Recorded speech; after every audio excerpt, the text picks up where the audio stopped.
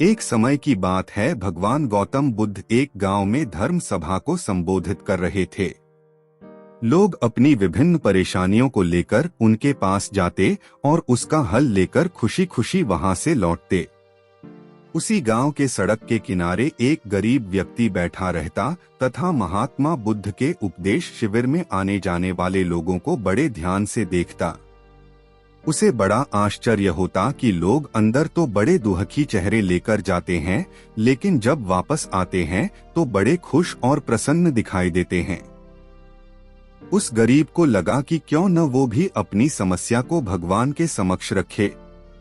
मन में यह विचार लिए वह भी महात्मा बुद्ध के पास पहुंचा। लोग पंक्तिबद्ध खड़े होकर अपनी समस्या को बता रहे थे। जब उसकी बारी आई तो उसने सबसे पहले महात्मा बुद्ध को प्रणाम किया और फिर कहा, भगवान, इस गांव में लगभग सभी लोग खुश और समृद्ध हैं। फिर मैं ही क्यों गरीब हूँ? इस पर उन्होंने मुस्कुराते हुए कहा, तुम गरीब और निर्धन इसलिए हो क्योंकि तुमने आज तक किसी को कुछ दिया ही नहीं। इस पर वह गरीब व्यक्ति बड़ा आश्चर्यचकित हुआ और बोला, भगवान, मेरे पास भला दूसरों को देने के लिए क्या होगा? मेरा तो स्वयं का गुजारा बहुत मुश्किल से हो पाता है।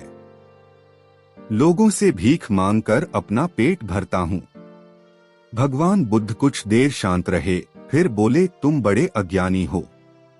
औरों के साथ बांटने के लिए ईश्वर ने तुम्हें बहुत कुछ दिया है। मुस्कुराहट दी है जिससे तुम लोगों में आशा का संचार कर सकते हो। मुख दिया है ताकि लोगों से दो मीठे शब्द बोल सकते हैं, उनकी प्रशंसा कर सकते हो। दो हाथ दिए हैं, लोगों की मदद कर सकते हो। ईश्वर ने जिसको ये तीन चीजें दी है वह कभी गरीब और निर्धन हो ही नहीं सकता। निर्धनता का विचार आदमी के मन में होता है, यह तो एक भ्रम है, इसे निकाल दो। कभी भी मन में निर्धनता का भाव उत्पन्न न होने दो, गरीबी अपने आप दूर हो जाएगी। भगवान बुद्ध का संदेश सुनकर उस आदमी का चेहरा चमक उठा और उसने इस उपदेश को अपने जीवन में उतारा, जिससे वह फिर कभी दुखी नहीं हुआ। दोस्तों, वीडियो अच्छी लगी तो चैनल को सब्सक्राइब कर ले। धन्यवाद।